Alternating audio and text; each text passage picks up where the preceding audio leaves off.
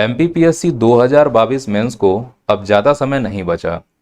मेरी तो व्यक्तिगत सलाह ये है कि अब इस अंतिम समय में यूट्यूब और एप्लीकेशन के चक्कर से बाहर आ जाओ, और जो समय आप यहाँ दे रहे हो इससे अच्छा आपने जो मेंस के लिए नोट्स बनाए हैं उनको रिवीजन करने में समय दीजिए।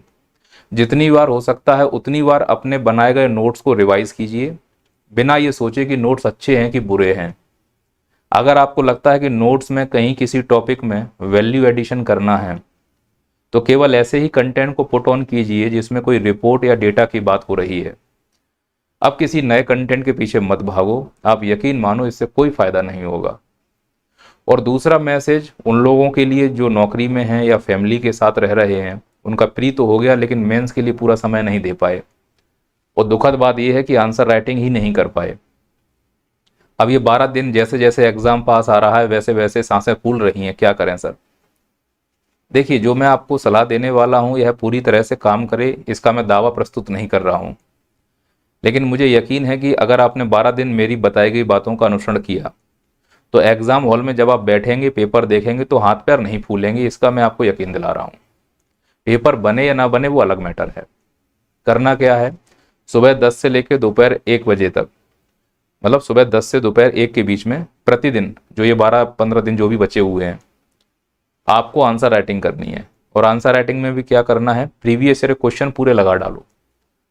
अगर आपने प्रीवियस ईयर क्वेश्चन के लगा लिए हैं तो दूसरी सलाह ये है कि इंदौर, भोपाल, जबलपुर जहाँ भी ऑफलाइन सेंटर हैं एमपीपीएससी के लिए, कई कोचिंग ऐसी हैं जो स्पेशल टेस्ट सीरीज चलाती हैं मेंस के लिए। और जब टेस्ट हो जाता है मेंस का तो डिस्क्रिप्शन देती हैं उत्तर का लिखा हुआ, और ये सब फोटो कॉपी वाले इकट्ठा करते रहते हैं तो उनके पास पूरे साल का बंच मिल जाता है। तो किसी भी एक फोटो कॉपी वाली से आप संपर्क कर लो और उससे कह दो कि कोचिंग के जो टेस्ट हुए हैं उनका डिस्क्रिप्शन वाला बंच कितने रुपए का आएगा, 300-400 रुपए लेगा। और जितने भी टेस्ट हुए हैं उसमें होंगे 70, 80, 90, 100, जितने भी टेस्ट हों, इतने कम समय में जो प्रश्न आपसे बन रहा है उसको छोड़ दो, जो नहीं बन रहा है उसमें उत्तर दिया गया होगा, की पॉइंट अपने दिमाग में रख लो। शायद इन्हीं में से कुछ इतना तो फंस जाए कि हम पेन चला पाए वहां पर। और जो 12 दिन आप लिखोगे उससे एक हैबिट डेवलप हो जाएगी कि लिखना है। और 10 से 1 के बीच में इसलिए बोल रहा हूं क्योंकि एग्जाम का टाइम ही यही रहेगा। और ये सबके लिए लागू हो सकता है, जिसने प्रीवियस ईयर क्वेश्चन नहीं लगाए हैं, जिसने मार्केट के पेपर नहीं लगाए हैं, वो सबके लिए लागू हो रहा है। अच्छा, मैं भी आपकी थोड़ी बहुत हेल्प करूंगा। चूंकि सभी टॉपिक के सभी यूनिट के नंबर बराबर हैं तो समय कम बचा है, तो 1-2 यूनिट में मैं आपकी हेल्प कर दे रहा हूं जो मार्केट में कम अवेलेबल है और आपको परेशान कर रही हैं। एक तो आपदा प्रबंधन प्रश्न उत्तर के फॉर्म में मैं आपको बताऊंगा, तो 30 में से 22-20 नंबर तो आ ही जाएंगे। एक रिमोट सेंसिंग वाला कर दूंगा और एक पर्यावरण वाला कर दूंगा।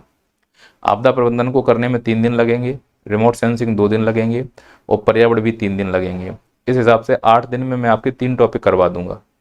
मैं फिर से बोल रहा हूँ, जो भी मैं प्रश्न यहाँ पे लिखूंगा मैं दावा नहीं कर रहा हूँ कि मेरे द्वारा पढ़ाया गया प्रश्न एग्जाम में आएगा। कल को ये मैसेज मत करना कि सर आपने जो 3 दिन की क्लास ली थी आपदा प्रबंधन के उससे क्वेश्चन नहीं फंसे, है ना। मैं कोई भगवान नहीं हूं, मैं कोशिश कर रहा हूं बस।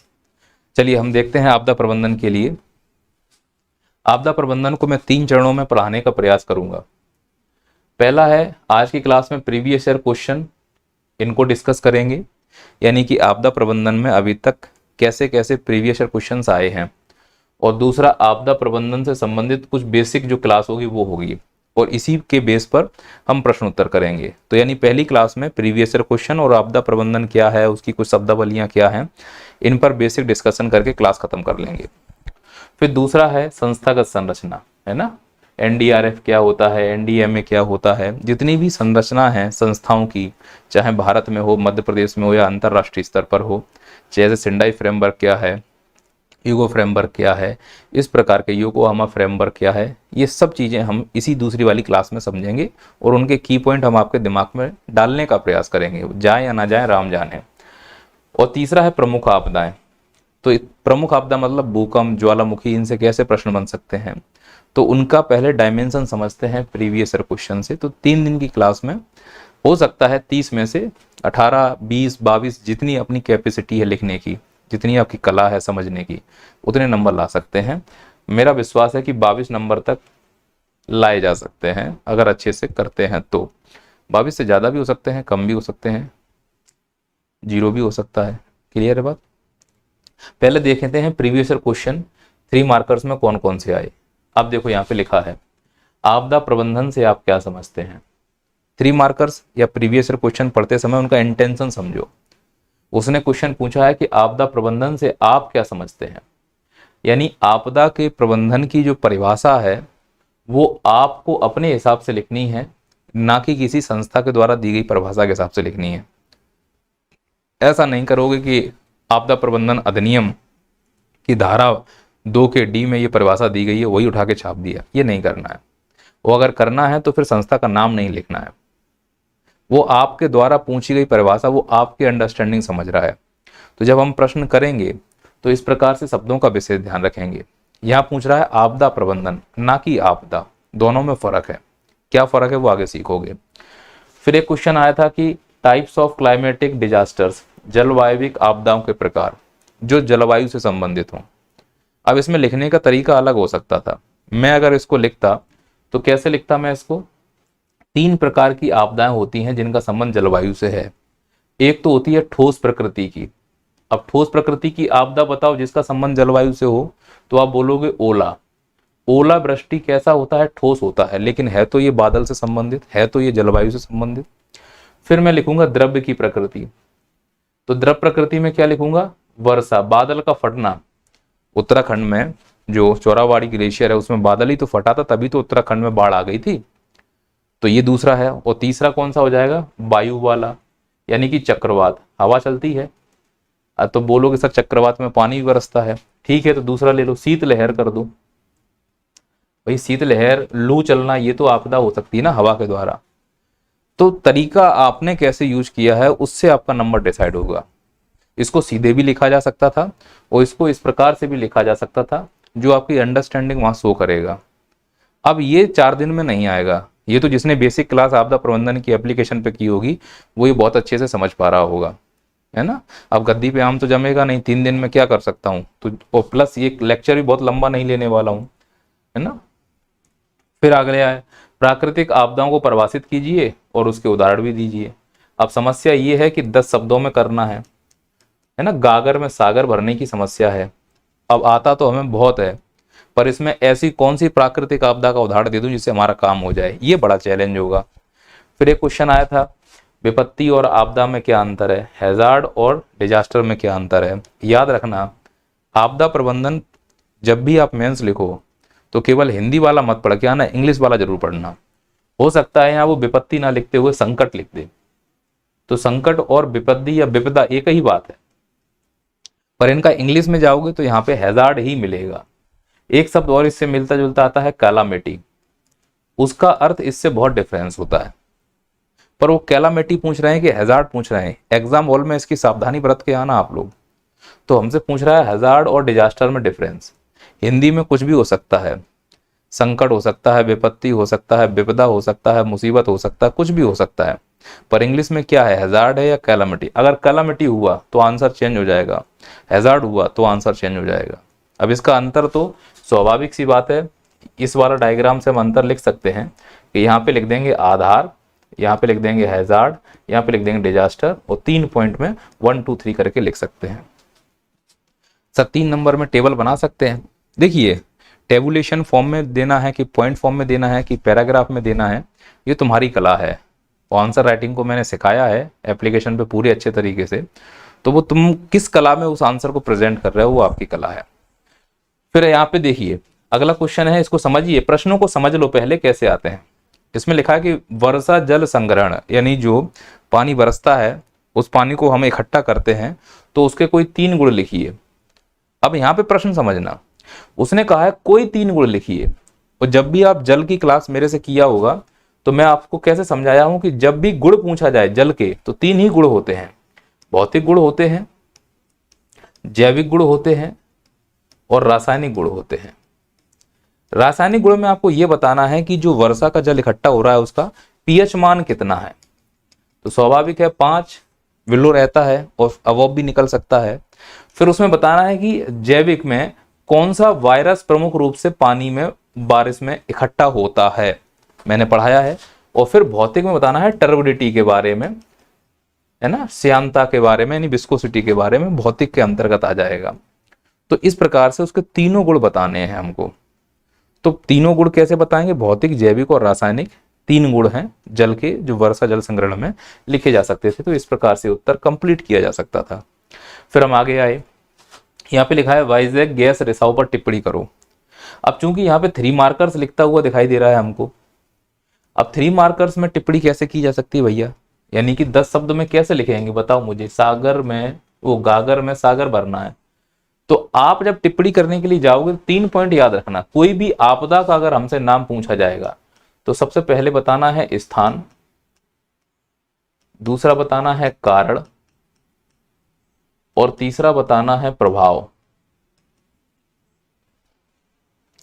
है ना। यहां स्थान का मतलब समय बता सकते हो।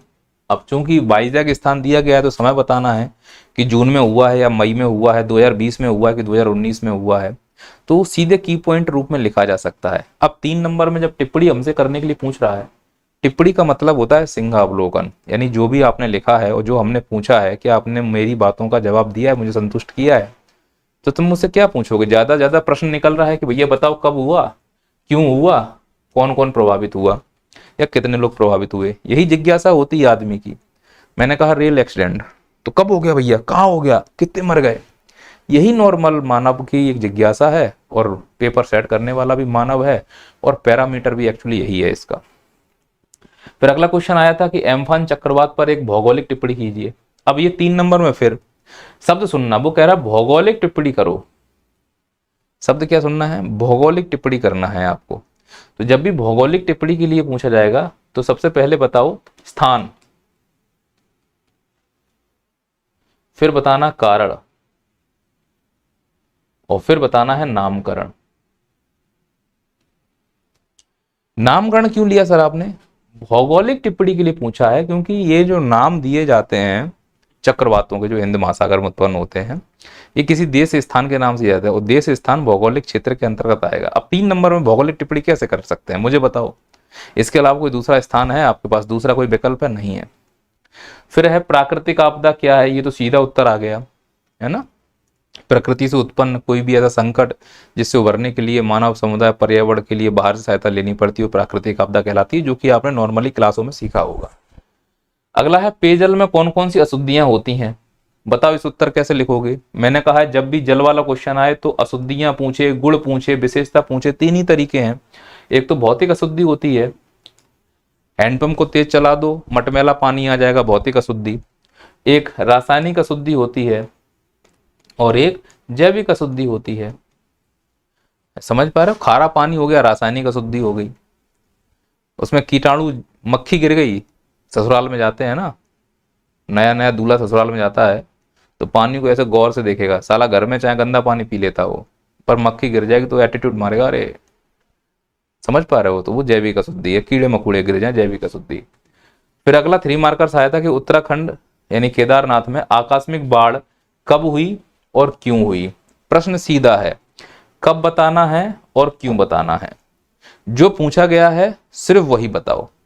इसमें पूछा है कब, 2013, क्यों, बादल का फटने से। कहां? चौराबाड़ी ग्लेशियर में। खत्म बात, कोई फालतू की बात नहीं करनी है। प्रश्न भले ही बड़ा है, उत्तर इससे भी छोटा होगा इसका। तो इस प्रकार से हमें 3 मार्कर्स हैंडल करने हैं। आप मेरी बात समझ पा रहे हैं सभी लोग? अब आते हैं अगली तरफ। 5 मार्कर्स में देखो कौन कौन से क्वेश्चन है। आप अगर ध्यान से देखोगे 5 मार्कर्स में, तो इसमें केवल और केवल जो आपदाएं हैं प्राकृतिक या मानव, बस उन्हीं से प्रश्न पूछा गया है। जैसे मुझे बताओ भारत में बाढ़ प्रभावित क्षेत्रों का वर्णन करो। अब वो कह रहा है भारत में जो बाढ़ प्रभावित क्षेत्र हैं उनका वर्णन करो। अब बाढ़ कैसे आती है? मिट्टी के तेल से आएगी क्या? बाढ़ आएगी नदियों से। तो जहां जहां नदियां हैं वहां वहां बाढ़ आएगी। नदियां भारत में सब जगह हैं तो बाढ़ भारत में सब जगह आएगी। लेकिन बड़ी बड़ी नदियां चुन लो, है ना। गंगा हो गया, ब्रह्मपुत्र हो गया, सिंधु हो गया, नर्मदा हो गया, ताप्ती हो गया, गोदावरी, कृष्णा, जहां जहां जाएगा वहां वहां बाढ़ आएगी। लूनी वाला एरिया राजस्थान में बाढ़ ला देगा। अब यहां से दूसरा डायमेंशन क्या निकल सकता है? अगर वो हमसे बाढ़ प्रभावित क्षेत्र पूछ सकता है तो क्यों नहीं वो हमसे भूकंप प्रभावित क्षेत्र पूछेगा? क्यों नहीं वो हमसे सुनामी प्रभावित क्षेत्र पूछेगा? क्यों नहीं वो हमसे ज्वालामुखी प्रभावित क्षेत्र पूछेगा? तो हमें प्रीवियस ईयर क्वेश्चन समझ में आया कि बाढ़ के साथ साथ जितनी भी आपदाएं हमको जो पढ़ाई जा रही हैं टीचर के द्वारा, उसको इस डायमेंशन में पढ़ना है कि इनका क्षेत्र कहाँ है। अब मैं पूछूं कि भारत में भूस्खलन प्रभावित क्षेत्र बताइए, तो इसका सबसे अच्छा तरीका यह है कि हमको प्रोफाइल पढ़ना पड़ेगा। भारत में कहां कहां आपदा होती है, कितने प्रतिशत आपदा होती है, कौन कौन सा क्षेत्र भारत में आपदा से प्रभावित है, तभी आप भारत की सभी आपदाओं को समझ सकते हो, जो कि एक बहुत बेसिक क्वेश्चन है। आपदा प्रबंधन में यही चीजें सबसे पहले पढ़ाई जाती हैं। अब दूसरा क्वेश्चन देखो, हिंद महासागर में आई 2004 की सुनामी के कारण परिणामों का, अब प्रश्न समझिए। वो कह रहा है कि जो सुनामी आई थी कब, 2004 में, यानी कि आज 2023 चल रहा है और ये मान लो 2-3 साल पुराना प्रश्न है, फिर भी इसने इतना पुराना प्रश्न पूछा है। क्योंकि आपदाएं तो रोज रोज होती नहीं है, और आपदा का मतलब ये थोड़ा ना है कि जो नई आपदा है वही बताओ। आपदा वो बतानी पड़ेगी जिसकी आवृत्ति, इंटेंशन, परिमाण ज्यादा रहा हो।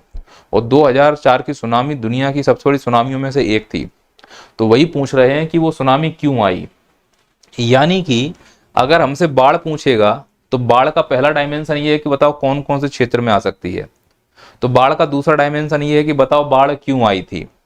और बाढ़ का तीसरा डायमेंशन ये है कि जब बाढ़ आई थी तो उसके क्या क्या परिणाम हुए थे। ठीक इसी प्रकार से आप किसी भी एग्जाम में किसी भी टॉपिक को पढ़ रहे हो, भूकंप, फलाना भूकंप क्यों आया, फलाना भूकंप किन किन क्षेत्रों में आया, फलाना भूकंप आया तो क्या क्या प्रभाव हुए, यही बात ज्वालामुखी पे अप्लाई करना, यही बात सूखे पे अप्लाई करना, यही बात बाढ़ पे अप्लाई करना, चक्रवात पे, ओलावृष्टि पर, पाला पे। समझ में आ रही है बात। तो कुल मिला के प्रश्न में डायमेंशन क्या है। मान लो कि मैं भारत में आपको भूकंप पढ़ा रहा हूं, तो आपने डायमेंशन खोला। पहले तो ये बताओ सर भूकंप भारत में कहां कहां आता है। दूसरा, जो हाल ही में भूकंप आए हैं उसके कारण मालूम होने चाहिए। अब प्रश्न पूछे बताओ टर्की में भूकंप आए उसके क्या कारण थे। ये है आपदा प्रबंधन।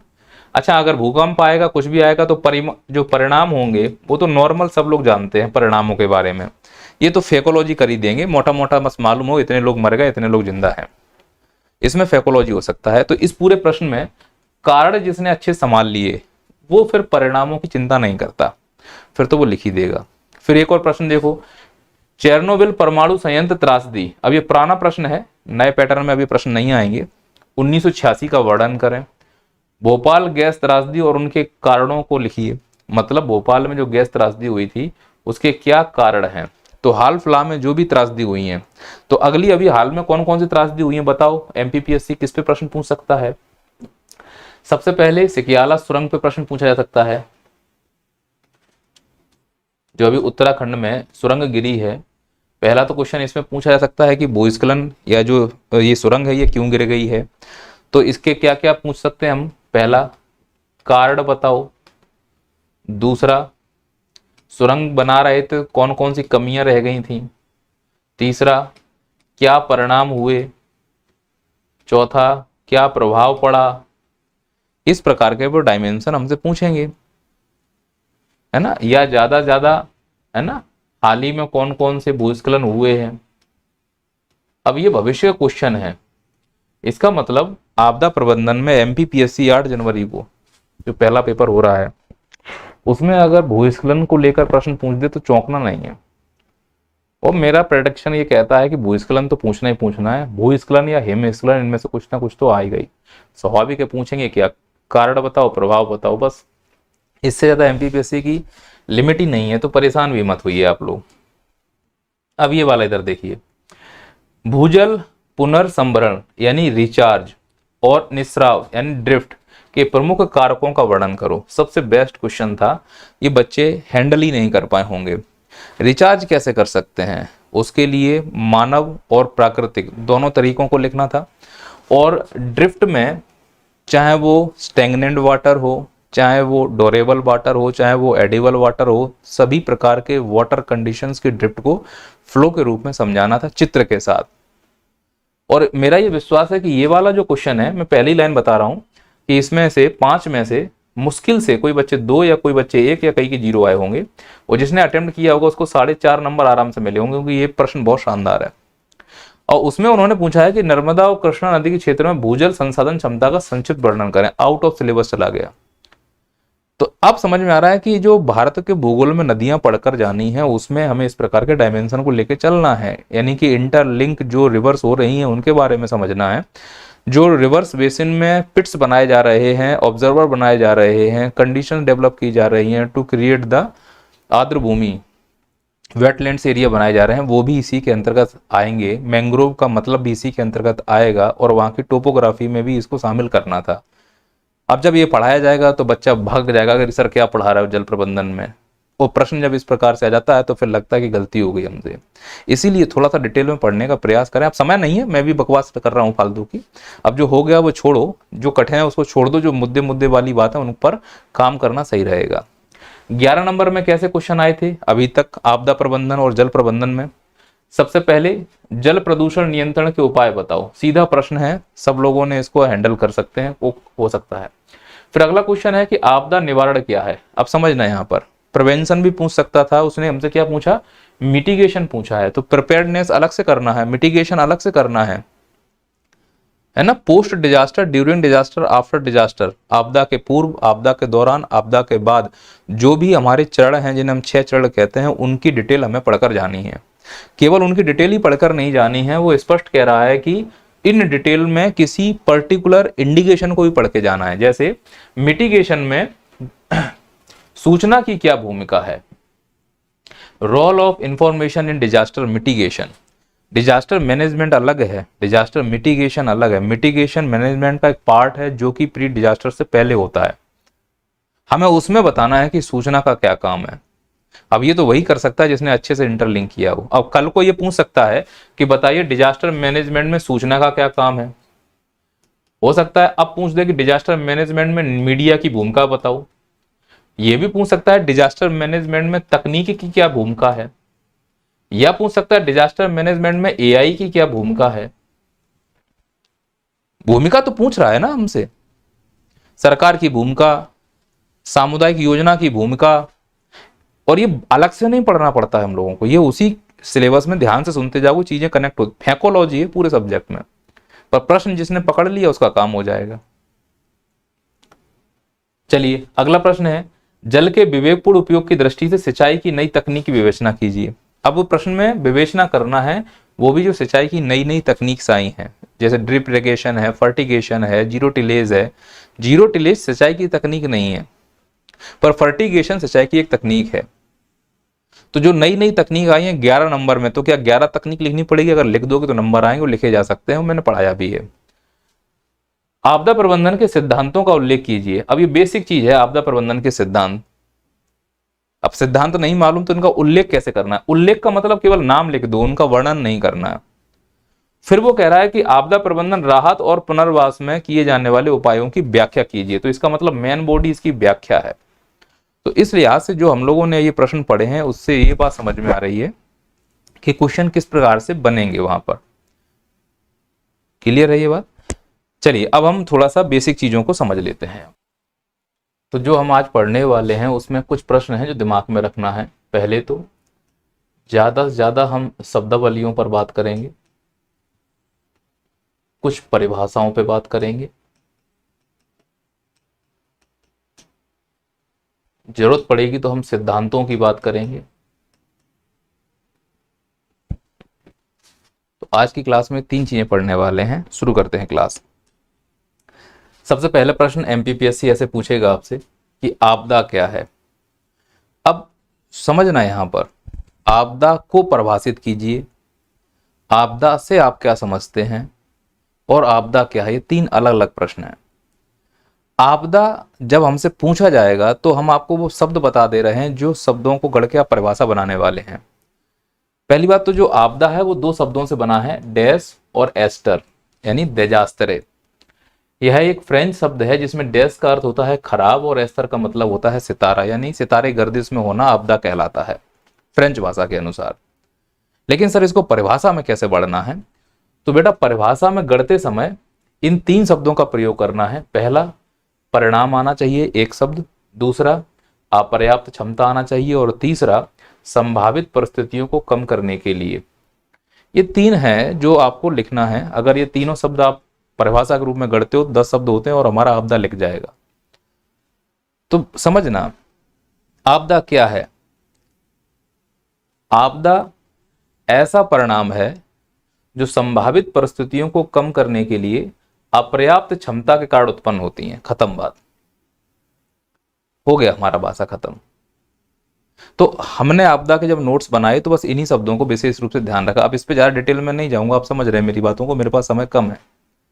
फिर अगला प्रश्न हमसे पूछा जाएगा कि आपदा को परिभाषित कीजिए। चेंज हो गई चीजें, वो हमसे कह रहा है परिभाषित कीजिए, तो परिभाषा आप नहीं दोगे, परिभाषा जिस संस्था के द्वारा दी गई उसका प्रयोग करेंगे। या तो आप आपदा प्रबंधन अधिनियम 2005 की धारा डी में जो परिभाषा दी गई है उसको लिख दो, या फिर यूएनआईएसडीआर के द्वारा जो आपदा प्रबंधन की परिभाषा दी गई है उसके लिख दो, या फिर निक कार्टर के द्वारा जो परिभाषा दी गई है आप उसको लिख दीजिए, या फिर सेंडाई फ्रेमवर्क और योकोहामा फ्रेमवर्क में जो परिभाषाएं बताई गई हैं उनको लिख सकते हैं। तो परिभाषाओं की एक बहुत लंबी कैटेगरी है कि आप किस क्षेत्र की परिभाषा लिखना चाहते हो। नो डाउट अगर हम आपदा प्रबंधन अधिनियम 2005 धारा 2 के डी में जो परिभाषा दी गई उसको लिखते हैं तो वो परिभाषा 10 शब्द से ज्यादा है, और ठीक इसकी भी जो परिभाषा है वो भी 2 शब्द से ज्यादा है। पर निक कार्टर की जो परिभाषा है, अगर इसका नाम लिखकर आप लिखते हो तो यह परिभाषा 12 से 13 शब्दों में खत्म हो जाती है, जो मैंने पढ़ाई है आपको। तो एग्जाम हॉल में देखना है कि आप क्या समझते हैं। एक तो ये क्वेश्चन और परिभाषित कीजिए, दोनों में अंतर है। जैसे ये प्रश्न आ गया, आपदा से आप क्या समझते हैं, यहां आपको बताना है कि आपदा का क्या मतलब है। तो जब आपसे पूछा जाएगा आपदा से आप क्या समझते हैं, तो फिर ये वाली परिभाषा आप गढ़ के चले आओ, किसी का नाम लिखने की जरूरत नहीं है। लेकिन अगर पूछा जाए कि आपदा को परिभाषित कीजिए, तो फिर आपको किसी ना किसी का नाम लिखकर ही परिभाषित करना पड़ेगा, तभी आपको नंबर अच्छे मिलेंगे, ऐसा मेरा मानना है। मैं गलत भी हो सकता हूं। फिर अगला क्वेश्चन हमसे पूछा जाएगा कि संकट किसे कहते हैं। संकट को इंग्लिश में हैजार्ड कहते हैं, और मैंने जस्ट अभी आपको ये बताया था कि जब भी संकट, विपत्ति, विपदा आएगी तो उसका हिंदी से इंग्लिश जरूर पढ़ के आना, तो ही प्रश्न सॉल्व कर पाओगे। इसका भी सेम वही तरीका है। यह भी एक फ्रेंच वर्ड है जो हैजार्ड से निकला हुआ है। यहां तक कि अरबी भाषा के अज जहर से भी इसकी उत्पत्ति मानी जाती है। अज जहर से हजार्ड बना हुआ है, और इन दोनों का शाब्दिक अर्थ होता है संयोग या भाग्य। तो कहते हैं ना हमारा भाग्य अच्छा है यानी बच गए, हमारा भाग्य बुरा है यानी कि मर गए। मर गए तो आपदा हो गई, बच गए तो फिर आपदा नहीं है। सीधी सी बात है। अगर कोई संकट तुम्हारे ऊपर आता है और कोई मानव समुदाय उससे प्रभावित हो जाए तो वो आपदा हो जाएगी, और प्रभावित नहीं हुआ तो वो आपदा नहीं केवल संकट माना जाएगा। सरल भाषा में समझाना चाहूं तो जैसे कि सपोज करो ये एक ज्वालामुखी है, और ये ज्वालामुखी ऐसे फट गया। ज्वालामुखी का फटना घटना कहलाएगी, और यही घटना संकट है। यानी कोई भी घटना संकट हो सकती है। अब बिल्डिंगें यहां पर बनी हुई हैं काफी दूर दूर। जब ये ज्वालामुखी फटा तो इस ज्वालामुखी के फटने से यहाँ के लोग, ना इनका पर्यावरण, ना इनकी संपत्ति, ना इनकी संपदा कुछ भी प्रभावित नहीं हुई। तो जब कोई घटना हो और उससे मानव समुदाय, उसका पर्यावरण, उसकी संपदा संपत्ति प्रभावित नहीं होती है तो केवल वो संकट कहलाता है। पर इसमें ब्लास्ट हुआ और इसकी जो आवाज निकली, उस आवाज से आसपास के लोग बहरे हो गए तो ये आपदा हो जाएगी। इसके ब्लास्ट से जो मलबा निकला, वो मलबा तीव्र गति से गया और शहर के अंदर प्रवेश करके पूरे शहर को जला दिया, तो ये आपदा हो जाएगी। यानी अंटार्कटिका महाद्वीप में कोई नहीं रहता, वहां पे कोई ज्वालामुखी फटा तो उससे मानव समुदाय प्रभावित नहीं हो रहा है, तो वो केवल संकट है। अगर उस ज्वालामुखी के फटने से मानव समुदाय प्रभावित हो जाए तो वो आपदा है। कोई पुल बन रहा था, बनते बनते पुल गिर गया पर किसी को कोई हानि नहीं, तो ये संकट है। पुल गिरा, 15-20 लोग मर के दब के मर गए, तो ये आपदा है। आप मेरी बात समझ रहे हो? आपदा होती नहीं है, आपदा बनाई जाती है। सीधी सी बात ये कहना चाह रहा हूं। तो संकट लिख के कैसे आना है? ठीक वही, संकट ऐसी स्थिति या घटना होती है। स्थिति क्या है? जैसे जर्जर बिल्डिंग, पुरानी बिल्डिंग है, तो पुरानी बिल्डिंग है तो संकट है ना, कभी भी गिर सकती है। खटारा मोटरसाइकिल का टायर, कभी भी टायर फट सकता है, तो वो स्थिति है। या फिर घटना, भूकंप का आना घटना है, सुनामी का आना घटना है।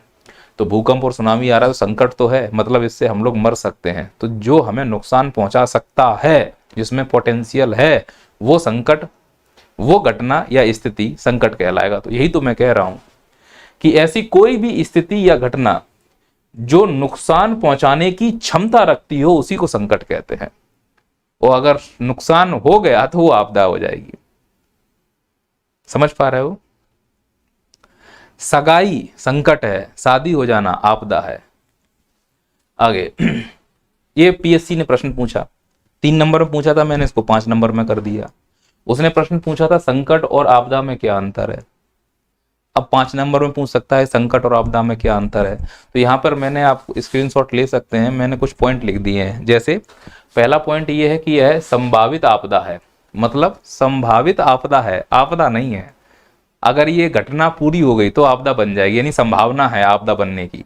और आपदा में लिखा है कि आपदा एक घटना है, यदि संभावित आपदा बदलेगी तो वो घटना के रूप में ही बदलेगी। दूसरा है कम संख्या में लोग प्रभावित होते हैं, बिल्कुल सही बात है, प्रभावित ही नहीं होते हैं। अगर प्रभावित हो गए बड़ा समुदाय तो फिर वो क्या बन जाएगा, आपदा बन जाएगा। तीसरा क्षति हो सकती है, होती नहीं है, क्षति हो सकती है तो वो संकट है, और अगर क्षति का कारण बन जाए तो वो आपदा है। ठीक इसी प्रकार से प्राकृतिक और मानव दोनों से हो सकती है। संकट प्राकृतिक भी हो सकता है, मानव भी हो सकता है, पर आपदा के लिए निक कार्टर कहते हैं आपदा तो आपदा होती है।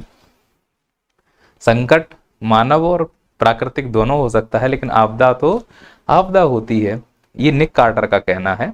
हालांकि एग्जाम में पढ़ते समय आपदा को 2 भागों में पढ़ते हैं, प्राकृतिक और मानवीय, पर 5 पॉइंट बनाने के लिए पॉइंट शानदार है। चाहो तो ब्रैकेट में निक कार्टर लिख सकते हो।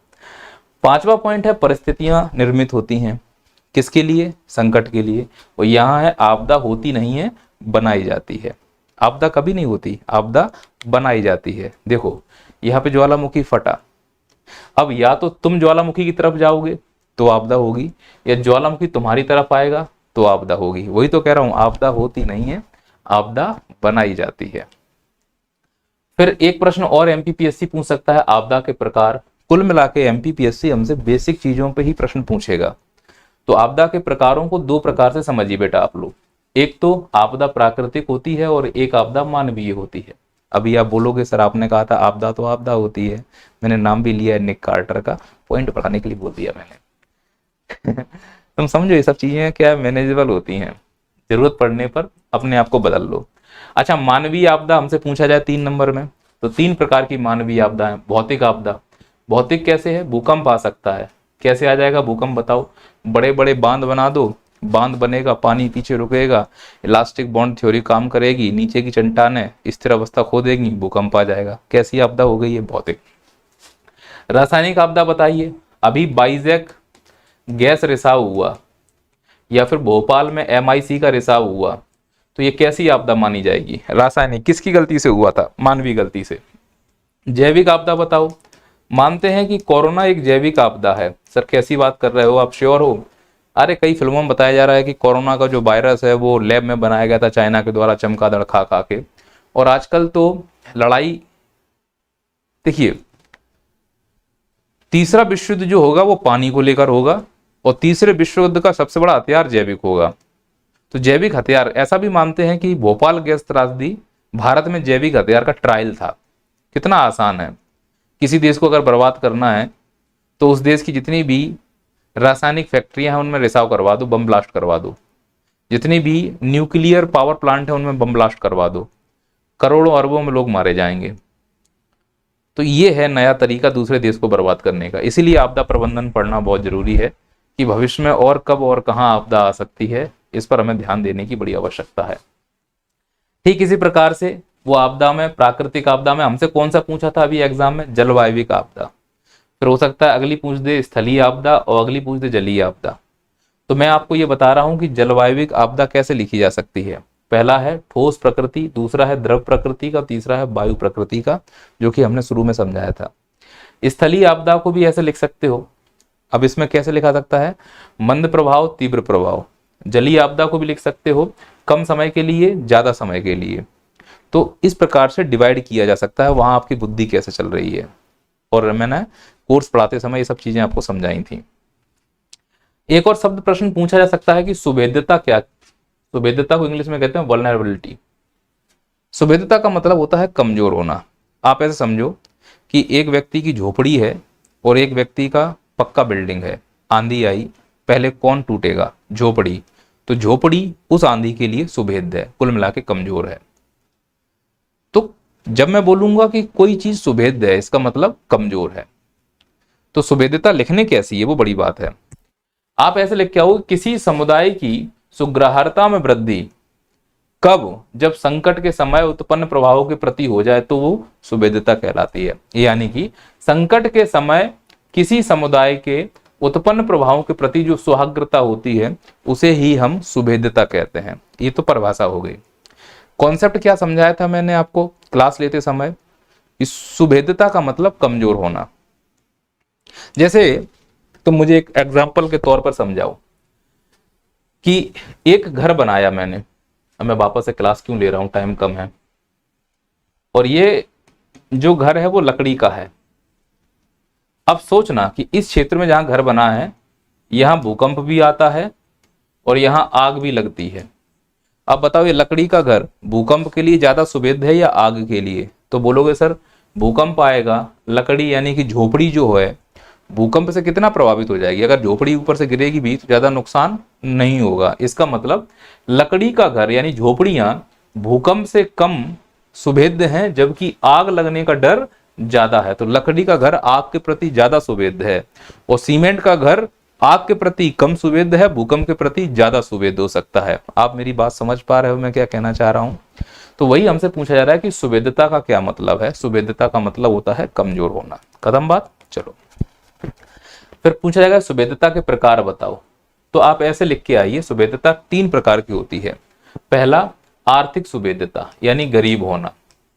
सोचो अगर तुम गरीब हो तो तुम्हारे पास खाने पीने के लिए पैसे कम होंगे, तो जो तुम भोजन कर रहे हो उसमें न्यूट्रिशन कम होगा, इम्यूनिटी सिस्टम कम होगा, कोरोना जैसी बीमारी आएगी। तो जिनका इम्यूनिटी सिस्टम अच्छा था वो कोरोना में सस्टेन कर गए, सरवाइव कर गए, उनके पास मास्क थे, सब व्यवस्थाएं थी। तुम गरीब थे, ना तुम्हारे पास मास्क है ना अच्छा खाना है, तो इसका मतलब तुम कोरोना के प्रति ज्यादा सुभेद्य हो। सुभेद्य क्यों हो गए? जेब में पैसा नहीं था, और पैसा ना होना आर्थिक कहलाता है, इसीलिए आप आर्थिक रूप से सुभेद्य हो। आप ऑनलाइन क्लास ले रहे हो, कोचिंग में आने का पैसा नहीं है। क्यों नहीं है कोचिंग में आने का पैसा? घर की स्थिति अच्छी नहीं है। तो मैं ये बोल सकता हूं कि तुम एमपीपीएससी के लिए सुभेद्य हो आर्थिक रूप से। पर ये सब कहानी है। मैं मानता हूं कि ये मुसीबत बहुत बड़ी होती है, पैसा नहीं होता, पढ़ नहीं पाते। लेकिन जब भी ऐसी मुसीबतें आए, एपीजे अब्दुल कलाम और बी.आर. अम्बेडकर बाबा साहब को याद किया करो, शायद मोटिवेशन आए। पर मेरी बातों से आपका घर नहीं चलेगा, मेरी बातों से आपकी तकलीफ दूर नहीं हो जाएगी। बस शायद मेरी बातें आपके दिल पे जो बोझ है वो कम करने में हेल्प कर सके। मुझे मालूम है संसार बातों से नहीं चलता, बातों से पेट नहीं भरता साहब, मैं मानता हूं इस चीज के लिए। भौतिक सुभेद्यता। अब भौतिक सुभेद्यता वाला उदाहरण कितना अच्छा है। लकड़ी का घर आग के प्रति सुभेद्य नहीं है, भूकंप के प्रति सुभेद्य है। सामाजिक सुभेद्यता, जातवाद। सर और सरल भाषा में बताओ। सामाजिक सुभेद्यता में समझिए आप, भीड़, जहां ज्यादा भीड़ होगी वहां पर आपदा बनने के चांसेस ज्यादा होंगे। तो इस प्रकार से सुभेद्यता कितने प्रकार की हो गई? 3 प्रकार की सुभेद्यता हो गई। फिर अगला शब्द आता है जोखिम किसे कहते हैं। देखिए आपको मालूम है कि सामने संकट है। सपोज करो एक मोटरसाइकिल में आप बैठे हुए हो जिसके पुराने टायर हैं और स्पीड चलाने पर वो टायर कभी भी फट सकते हैं, यानी कि टायर फट सकते हैं, संकट है। तुम गिरे, तुम्हें चोट आई तो आपदा है, पर चोट कितनी आ सकती है वो रिस्क है। यानी कोई संकट जब आपदा बनेगा तो वो कितने बड़े स्तर की आपदा बनेगा, इसी का अनुमान लगाना रिस्क कहलाता है, जोखिम कहलाता है। तो कुल मिला के जोखिम क्या है? अनुमान की हानि की माप है। सर परिभाषा में कैसे लिख के आओगे?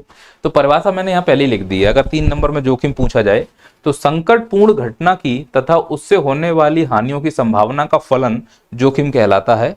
और नीचे लिख देना आर। आर का मतलब risk is equal to H का मतलब हैजार्ड, वी का मतलब वल्नरेबिलिटी। मतलब समझिए आप इसका क्या कहना चाह रहा हूं साहब। मतलब ये है कि जोखिम फलन है संकट और सुभेद्यता का। यानी अगर कोई चीज ज्यादा सुभेद्य है तो जोखिम भी ज्यादा होगा। लकड़ी का घर, आग लगने का जोखिम ज्यादा है। सपोज करो कि वो सुभेद्य नहीं है, घर सीमेंट का है, पर जो संकट आ रहा है वो ज्यादा है, यानी भूकंप है। घर कितना भी मजबूत हो, भूकंप बहुत तेज आएगा तो बिल्डिंग की इमारत गिरेगी। तो अर्थात अगर संकट बढ़े तो रिस्क बढ़ेगा, या सुभेद्यता बढ़े तो रिस्क बढ़ेगा। तो रिस्क संकट और सुभेद्यता का ही फलन है। और वही बात बाबा आपसे यहां कहना चाह रहे हैं कि ये एक्चुअली फलन है। अगला है जोखिम का स्तर किन तत्वों पर निर्भर करता है। मतलब जोखिम का स्तर कितना होगा, कम जोखिम होगा कि ज्यादा। पहला, संकट की प्रकृति बताओ। अब अगर संकट की प्रकृति नॉर्मल है तो जोखिम नॉर्मल होगा, संकट की प्रकृति हाई है तो जोखिम हाई होगा। गाड़ी 40 की स्पीड से चल रही है, टकराएगी तो जोखिम कम है, हाथ पैर टूटेंगे। 140 की स्पीड से टकरा रही है तो सुबह अखबार में आएगा। तो इस हिसाब से संकट की प्रकृति जोखिम को निर्भर करती है कि जोखिम ज्यादा होगा कि नहीं होगा। तो पहला, संकट की प्रकृति। दूसरा, सुवेद्य। कमजोर हो तो ज्यादा जल्दी टूटोगे, मजबूत हो तो देर में टूटोगे। राजवाड़ा और उसके बगल में जो कैप मार्ट बना हुआ है, या कोई ऐसी दो बिल्डिंग सोचो जो एक पुरानी हो और एक नई हो, भूकंप आ जाए, पहले कौन गिरेगी? पुरानी वाली, क्योंकि वो कैसी है? सुभेद्य, तो उसमें जोखिम कैसा होगा? ज्यादा। और तीसरा है तत्वों का आर्थिक मूल्य। कभी कभी जिन तत्वों की बात हम कर रहे होते हैं उनका आर्थिक मूल्य भी सुभेद्यता को बढ़ा देता है। ये ध्यान रखना कि दो कप हैं, एक 10 लाख का है और एक 5 रुपए का है, और दोनों गिरते हैं तो किसमें ज्यादा जोखिम समझ में आएगा, तुम खुद समझ लीजिए। तो ये है जोखिम किन तत्वों पर निर्भर करता है, उनकी लिस्ट। फिर एक पॉइंट और याद रखना कि जब भी कोई घटना आपदा बनती है तो उसके दो ही कारण हो सकते हैं, या तो संकट आपदा बनेगा जाके, या फिर सुभेद्यता आपदा बनेगी जाके। और आपदा बनने का क्या होता है? रिस्क होता है। अच्छा, सुभेद्यता कैसे समझ में आती है? कई प्रकार की सुभेद्यता हो सकती है, जैसे आधारभूत कारण। मान लो आधारभूत कारण में सुभेद्यता में क्या आएगा? संसाधनों तक पहुंच। अब सपोज करो कि आपके एरिया में बाढ़ आ गई और बगल में नाव थी, और वो नाव तक आप पहुंच नहीं पाए, तैरना आपको आता नहीं है, तो बताओ वो बाढ़ आपके लिए आपदा होगी कि नहीं होगी? होगी, क्योंकि नाव तक पहुंचने में आप कमजोर थे, यानी कि संसाधनों तक आपकी पहुंच नहीं है। अगर नाव आपको मिल जाती तो हो सकता है वो आपदा ना होता, केवल संकट ही होता, पर नाव तक आप पहुंचे नहीं, तैरना आपको आता नहीं, तो डूब गए उस बाढ़ में। फिर निशक्तता। सोचो एक जगह भूकंप आया, कोई व्यक्ति विकलांग है, सब भाग रहे थे, वही नहीं भाग पाया। बाकी अब कोई नवाब तो है नहीं है अवध का कि आक्रमण हो गया कि हमें जब तक कोई जूते नहीं पहनाएगा तब तक हम यहां से जाएंगे नहीं। तो इसका मतलब उसके अंदर एक निशक्तता थी। कोई अगर उसको जूते पहना देता तो वो भी भाग जाता, नहीं पहनाया तो नवाब नहीं गए, इसलिए लखनऊ के नवाब कहलाते हैं। आयु और लिंग। बूढ़े लोग जल्दी प्रभावित होंगे, बूढ़े और बच्चे जल्दी प्रभावित हो सकते हैं, और जवान जो है वो सस्टेन कर सकते हैं। मान लो कि घर में आग लग गई, धुआं आया, तो बच्चों के अंदर धुआं गया, बूढ़ों के अंदर धुआं गया, तो वो जल्दी खत्म हो सकते हैं, क्योंकि वो धुएं के प्रति सुभेद्य हैं। तो एक तो सुभेद्यता आधारभूत संरचना पर डिपेंड करती है। दूसरा, गतिशील कारकों से अभाव होना, शिक्षा का, स्किल का, ट्रेनिंग का। अब जैसे भूकंप आया तो मैं ट्रेनिंग ही नहीं है कि भूकंप आने पर क्या प्रतिक्रिया करनी चाहिए। ट्रेनिंग दी जाती है जापान में कि जैसे भूकंप आए टेबल के नीचे छुपो, अगर आप मल्टी बिल्डिंग में हैं, भूकंप आने पे कभी सीढ़ियों पे मत भागो। 90% लोग जब बिल्डिंग से निकाले गए तो सीढ़ियों में ही चिपके मिले। ट्रेनिंग बहुत जरूरी है, स्किल बहुत जरूरी है। बिजली चमक रही थी, तुम्हें पता ही नहीं है कि बिजली चमकने के दौरान क्या करना चाहिए। दोनों एड़ियों को चिपका कर बैठ जाओ, बिजली से नुकसान नहीं होगा। कोई व्यक्ति जल गया, तुमने उसके ऊपर पानी डाल दिया, वो मर जाएगा, यानी तुम्हें स्किल नहीं है कि जले हुए व्यक्ति को कैसे बचाया जाए। तो कभी कभी क्या होता है, हमें अभाव होता है, हमें जानकारी नहीं होती है, तो वो अभाव सुभेद्यता बन जाता है, और जो व्यक्ति बच सकता था वो मर जाएगा। ठीक इसी प्रकार से शहरीकरण बढ़ रहा है, पर्यावरण का निम्नीकरण हो रहा है। दिल्ली की हालत देखो, सुबह जगते ही मुंह में धुआं ही धुआं जा रहा है, तो वहां के लोग कमजोर हो रहे होंगे ना, और वो थोड़ी सी बीमार होंगे और मर जाएंगे, क्योंकि वो क्या हो रहे हैं? सुभेद्य। क्यों सुभेद्य हो रहे हैं? पर्यावरण का निम्नीकरण हो रहा है। और एक और कारण होता है असुरक्षित दशाएं। जैसे निम्न आय तो गरीब हो जाओगे, वही कहानी रिपीट कर लो, है ना। मलिन बस्ती, जर्जर मकान, ये सब क्या है? असुरक्षित दशाएं हैं। मलिन बस्ती होगी, मच्छर होंगे, मलेरिया होगा, डेंगू होगा, मरने के चांसेस ज्यादा हैं। जर्जर मकान है, कभी भी गिर सकता है, मरने के चांसेस ज्यादा हैं। तो कुल मिला के ये है कि तुम्हें नुकसान होने के चांसेस को ही सुभेद्यता कह रहा हूं मैं। तो यदि सुभेद्यता बढ़ा दूं तो चांसेस हैं कि तुम आपदा में परिवर्तित हो जाओगे, या फिर आपदा तब बनेगी जब संकट आ रहा हो। भूकंप आया, आपदा हो जाएगी, बस तुम्हें नुकसान होना चाहिए। कोरोना, लोगों को नुकसान हुआ, आपदा है। चक्रवात, लोगों को नुकसान हुआ, आपदा है। पुल टूट जाना, लोगों को नुकसान हुआ, आपदा है। सुरंग का भसक जाना, गिरी थी अभी सिकयाला सुरंग, लोग मरे नहीं, तो वो घटना है, आपदा नहीं कही जाएगी। अगर वो 40-45 लोग मर जाते तो आपदा हो जाती। ठीक इसी प्रकार से भूस्खलन हो जाना, तो संकट हो तो आपदा होगी, या सुभेद हो तो आपदा होगी, और इसकी हमेशा क्या रहती है, हमको रिस्क रहती है। ये पॉइंट याद रख सकते हैं। ऐसे भी पूछ सकता है कि आपदाओं के न्यूनीकरण एवं प्रबंधन के पहलू बताइए, कि न्यूनीकरण के क्या पहलू हो सकते हैं। तो बहुत आसान है, सबसे पहले जो प्रकोप आने वाला है, जो संकट आने वाला है, उसका विश्लेषण कर लो कि किस गति से आ रहा है। तो जो चक्रवात आते हैं वो कितनी गति से आ रहा है, किस तट पर आकर हिट करेगा, कितने लोग प्रभावित होंगे, उसका विश्लेषण कर लिया जाता है। अब मालूम चला कि चक्रवात आके आंध्र प्रदेश से टकराने वाला है और लगभग 20,000 लोग प्रभावित होंगे, ये आकलन हमने कर लिया, तो पहला चरण हो गया। फिर देखो कि उन 20,000 में से कितने लोग सुवेद्य हैं, यानी 20,000 में कितने लोग ऐसे हैं जो झोपड़ी में रहते हैं, क्योंकि जो चक्रवात आ रहा है वो आंधी और पानी लेके आएगा। तो जिनके घर मकान पक्के हैं उनको नुकसान कम होगा, और जिनकी झोपड़ियां हैं उनको नुकसान ज्यादा होगा। तो जो लोग सुवेद्य हैं उनका विश्लेषण कर लो कि भाई 20,000 में से 5,000 लोग सुवेद्य हैं। अब जोखिम का विश्लेषण करो, जो जोखिम हो सकता है कि इनमें से कितने लोग ऐसे हैं, या कितने लोगों की झोपड़ियां ऐसी हैं जो हवा में उड़ सकती हैं। बोले 5,000 में से 3,000, बोले हटाओ यहां से इनको। अब आने वाले चक्रवात को नहीं रोका जा सकता, लेकिन उसके प्रभाव को न्यून किया जा सकता है, कम किया जा सकता है इन चरणों का प्रयोग करके। फिर एक क्वेश्चन और बनेगा, आपदा प्रबंधन से आप क्या समझते हैं। अब क्वेश्चन है कि आपदा प्रबंधन से आप क्या समझते हैं, आप क्या समझते हैं, कोई परिभाषा नहीं देनी है। आपदा अलग चीज है, आपदा प्रबंधन अलग चीज है। तो यहाँ पे मैंने लिखा है परिभाषा कि एक समुदाय पर आपदा के सामाजिक, आर्थिक, मानवीय एवं भौतिक प्रभावों के निपटने की प्रक्रिया को ही आपदा प्रबंधन कहा जाता है। यानी जो आपदा आ रहा है उसके प्रबंधन का तरीका ही आपदा प्रबंधन कहलाता है। ऐसे भी प्रश्न पूछेगा कि आपदा प्रबंधन चक्र किसे कहते हैं। तो मैंने इसमें लिखा है, वे सभी गतिविधियां, कार्यक्रम और उपाय सम्मिलित हैं जो एक आपदा से पहले, उसके दौरान और उसके पश्चात अपनाए जाते हैं, इसे आपदा चक्र कहते हैं। आपदा चक्र ऐसा दिखाई देगा। मैंने क्या किया, यहाँ पे आपदा लिख दिया और एक लाइन खींच दी है, इसके ऊपर सुरक्षा वाले काम अपना रहे हैं, यानी ये जो 3 काम कर रहे हैं ये आपदा आने से पहले है, और फिर आपदा आ चुकी है, फिर ये 3 जो 4 काम कर रहे हैं ये आपदा आने के बाद है। तो आपदा आने से पहले हम क्या कर रहे हैं, शमन और रोकथाम की तैयारी कर रहे हैं, और पूर्वानुमान और पूर्व सूचना दे रहे हैं।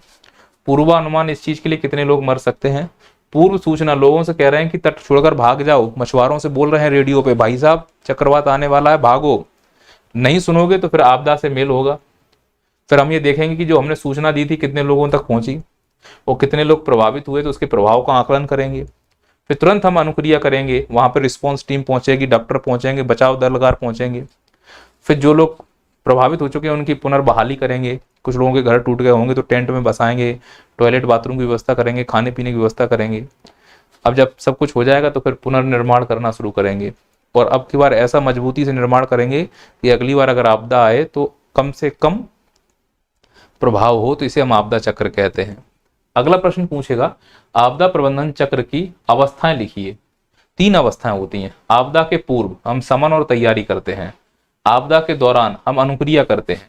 दौरान का मतलब लोग डूब रहे हैं, तो अनुक्रिया कैसे करते हैं हम लोग, वो कहते हैं बचाओ, तो हम तुरंत पहुंच जाते हैं बचाने के लिए। रिस्पॉन्स करना अनुक्रिया कहलाता है। अब आपदा चली गई, उसे बोलते हैं आपदा पश्चात, हम करेंगे पुनर्बहाली और पुनर्निर्माण।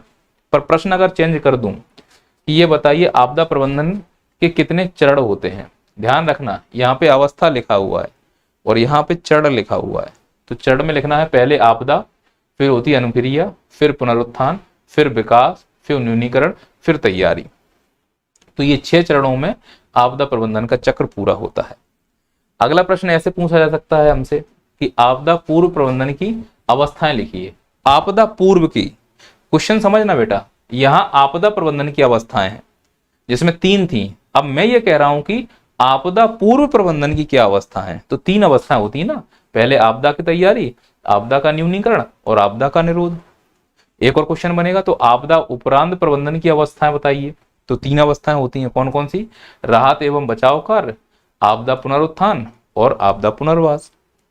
फिर अगला क्वेश्चन पूछेगा, आपदा प्रबंधन के सिद्धांत लिखिए, और इस पर एमपीपीएससी ने क्वेश्चन भी पूछा। तो जो हम आपदा प्रबंधन कर रहे हैं क्या सिद्धांत है। सीधी सी बात है कि आपदा आने से पहले हमें तैयारी करनी है। क्या तैयारी कराओगे, लोगों को शिक्षा देंगे, ट्रेनिंग देंगे, बताएंगे कि आपदा आए तो कैसे हेल्प करनी है। फिर रोकथाम के लिए जो भी उपकरण बन सकते हैं वो बढ़ाएंगे, चाहे नाव इत्यादि ये सब चीज़ें। फिर राहत कार्य के लिए हमें मालूम है कि अगर बाढ़ आएगी तो खाने की जरूरत पड़ेगी, तो पहले से ही पैकेट हम लोग तैयार रखेंगे, वो हेलीकॉप्टर से ड्रॉप करना शुरू करेंगे। फिर सामान्य जीवन लौटाना, अब चूंकि उनके घर बार बह गए हैं तो शुरू में उनको कहीं तो रखना पड़ेगा, तो उन्हें टेंट टेंट में रख के उन लोगों को सामान्य जीवन की तरह ट्रीट करना शुरू करेंगे। और फिर उनकी क्षमता का निर्माण करना, अब किसी का बच्चा मर गया, किसी का संपत्ति टूट गई, खत्म हो गई, तो ऐसे लोगों के मानसिक रूप से खत्म हो चुके होते हैं, स्वाभाविक है, सब कुछ लूट गया उनका, तो उनको वापस से मानसिक रूप से मजबूत करना भी आपदा प्रबंधन के सिद्धांत का एक हिस्सा है। और इसी को लेकर 11 नंबर में प्रश्न पूछा है। अब जिन लोगों ने आपदा प्रबंधन को अच्छे से किया है वो ये बहुत अच्छे से हैंडल कर पाएंगे। प्राकृतिक आपदा स्थिति में दूर संचार नेटवर्क के अवरोध के कारण बताओ। सपोज करो कहीं बाढ़ आ गई, तुम्हारा फोन भी उस बाढ़ में बह गया, बिजली के तार बह गए, फोन रिचार्ज नहीं हो पा रहा है, या फिर हमें आपसे बात करनी है, कहीं आपदा आ गई है और हमारे और आपके बीच में दूर संचार नहीं हो पा रहा है, तो इसके क्या कारण हैं? तो इसके कई कारण हो सकते हैं। पहला प्राकृतिक कारण, बाढ़ आना, भूकंप आना, ज्वालामुखी आना, तार टूट जाना, एक तो ये कारण हो सकता है। दूसरा मानवीय कारण। मानवीय कारण क्या कि मैंने फोन लगाया, सामने वाले को फोन उठाना ही नहीं आ रहा है।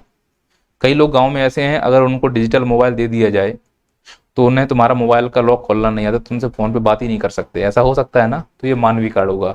कुछ तकनीकी कारण हो सकते हैं कि वो फोन पे बात कर रहे थे, मोबाइल ही स्विच ऑफ हो गया, या ट्रांसपॉन्डर फूक गया, या फलाना ठिकाना कुछ हो गया। कुल मिला के अगर हमारी आपसे बात नहीं हो पा रही है, इस वीडियो में सोचो ये आवाज़ ही नहीं आ रही है कुछ देर के लिए, ऐसा सोचो, तो या तो तकनीक की प्रॉब्लम है, या तुम्हारे मोबाइल में प्रॉब्लम है, या फिर तुम में प्रॉब्लम है। तीन ही कारण हो सकते हैं।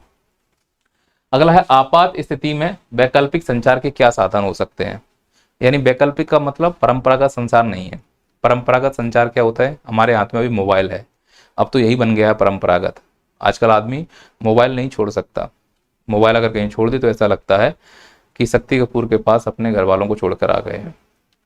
तो क्या है वैकल्पिक संचार मोबाइल के अलावा? एक तो हैम रेडियो हो सकता है, इसे एमेच्योर रेडियो भी कहा जा सकता है। सैटेलाइट संचार भी हो सकता है, इसमें कई सारे हो सकते हैं। कॉम सेट हो सकता है, सेट फोन हो सकता है, सेट कॉम हो सकता है, वगैरह फोन हो सकता है।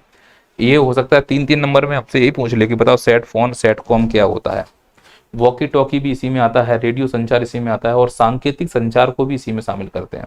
सांकेतिक संचार का मतलब आपने फिल्मों में देखा हो, लोग टापू में फंस जाते हैं, अब वो हेलीकॉप्टर को चिल्ला रहे हैं, सुनाई नहीं दे रहा है, तो वो क्या करते हैं, आसपास एरिया में आग लगा देते हैं, तो धुआं ऊपर जाता है, तो हेलीकॉप्टर वाला समझ जाता है कि यहाँ पे कोई ना कोई है।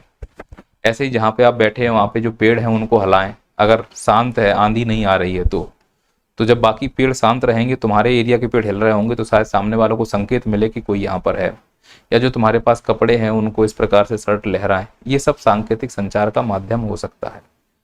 अगला है बचाव दल के कोई 3 कर्तव्य बताइए। जो बचाने जाता है उसके कोई 3 कर्तव्य क्या हो सकते हैं? पहला तो ये है देखना, कि जो भी बचाने के लिए जा रहा है उसका पहला कर्तव्य होता है कि बहुत अच्छे से देखना, मतलब फॉर्मेलिटी नहीं कर सकते, पता नहीं कौन कहाँ दवा मिल जाए। फिर दूसरा है ध्यान देना, और तीसरा है महसूस करना। ये 3 कर्तव्य हैं जो बचाव दल के 3 कर्म में आते हैं। फिर एक और क्वेश्चन है कि DRABC कार्य योजना क्या है? इसका फुल फॉर्म होता है, डी का मतलब होता है चेक ऑफ डेंजर, खतरे की जांच करना। जब भी आप बचाव कार्य करने जा रहे हैं तो इस फॉर्मूले का प्रयोग किया जाता है। ऐसा नहीं कि तुमने सामने वाले को बचाना चाहते हो और तुम खतरे को भांप नहीं पाए, तुम भी उसी लपेटे में आ गए, फिर तुम्हें बचाने कौन आएगा। दूसरा है रिस्पॉन्स, प्रतिक्रिया करना। जो तुम रिस्पॉन्स करने वाले हो देख लो सामने वाला भी वैसा रिस्पॉन्स कर रहा है कि नहीं कर रहा है। फिर है वायु मार्ग की जांच, जो एयरवे है, जिस व्यक्ति को तुम बचा रहे हो देखो उसके मुंह और नाक में कोई मिट्टी तो नहीं भर गई है, यानी जिससे वो सांस ले सकता है, वो सब छिद्र खुले हुए हैं कि नहीं। फिर है श्वास की जांच करना, फिर देखना उसकी सांस चल रही है कि नहीं, छाती ऊपर नीचे हो रही है कि नहीं, और फिर उसकी सर्कुलेशन यानी कि नाड़ी चेक करना। ये होता है DRABC का पूरा मतलब। तो जो भी इसमें पॉइंट थे वो मैंने आपसे सब डिस्कस किए। कल हम बात करेंगे जो आधारभूत संरचना है उनकी, और परसों बात करेंगे जो प्रमुख आपदा हैं उनके डायमेंशन की। यानी आज हमने लगभग 3 मार्कर्स किए, कल हम 5 मार्कर्स करेंगे, परसों हम 11 मार्कर्स करेंगे। कुल मिला के ऐसा है। स्पीड ज़्यादा है तो कम कर लो, समय कम है। जय हिंद, जय भारत।